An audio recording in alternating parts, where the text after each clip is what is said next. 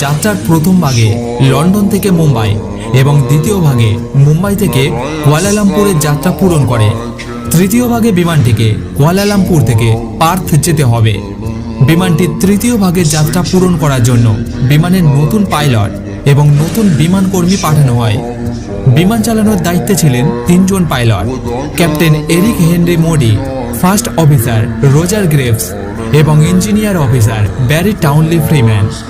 Flight preparation পূরণ করার পর বিমানকে পরবর্তী উড়ানের জন্য প্রস্তুত করা হয়। নির্দিষ্ট সময়ে বিমানটি কুয়ালালামপুর থেকে আবার যাত্রা শুরু করে। এয়ার ট্রাফিক কন্ট্রোল টাওয়ারের দেখানো পথে বিমানটি প্রায় 37,000 ফুট উপর দিয়ে যেতে শুরু করে। পাইলটরা প্রত্যেক দিনের মতোই আজকেও বিমানটির অটো পাইলট মোড অন করে দেয়। এই সময় পর্যন্ত সমস্ত কিছুই স্বাভাবিক ছিল। বিমানে থাকা সমস্ত যাত্রীরাই নিজেদের কাজে ব্যস্ত। রাত ঠিক 8:40। বিমানটি এই সময় ভারত মহাসাগরের উপর দিয়ে যাচ্ছিল। ঠিক সেই সময় হঠাৎই বিমানের পাইলট তার সামনের উইন্ড স্ক্রিনে একটা তীব্র আলো দেখতে পায়, যে আলোটা ধীরে ধীরে গোটা বিমানকে ঘিরে ধরে। পাইলটরা প্রথম ভেবেছিল এটা হয়তো মেঘ থেকে বেরোনো কোনো বজ্রপাতের আলো হবে, কিন্তু বিমানে লাগানো ওয়েদার সেন্সর সেই সময় কোনো খারাপ আবহাওয়ার সংকেত দিচ্ছিল না। বিমানে যত কজন পাইলট ছিল কেউই এইরকম অদ্ভুত ধরনের আলো কখনোই দেখেনি, যে কারণে এই রহস্যময় আলোটাকে দেখে এরা খুবই ভয় পেয়ে যায়। যাত্রীদের অবস্থা কি সেটা বোঝার জন্য ক্যাপ্টেন ফার্স্ট অফিসারকে প্যাসেঞ্জার কেবিনে পাঠায়, কিন্তু এখানে এসে যে দৃশ্যটা ফার্স্ট অফিসার দেখতে পায় সেটা দেখে তার মাথাটাই খারাপ হয়ে যায়।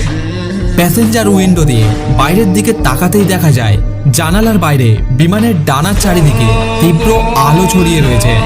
দেখে মনে হচ্ছিল যেন এলিয়েনরা বিমানটির উপর হামলা করে দিয়েছে এবং বিমানটিকে নিজের নিয়ন্ত্রণে নিয়ে নিয়েছে।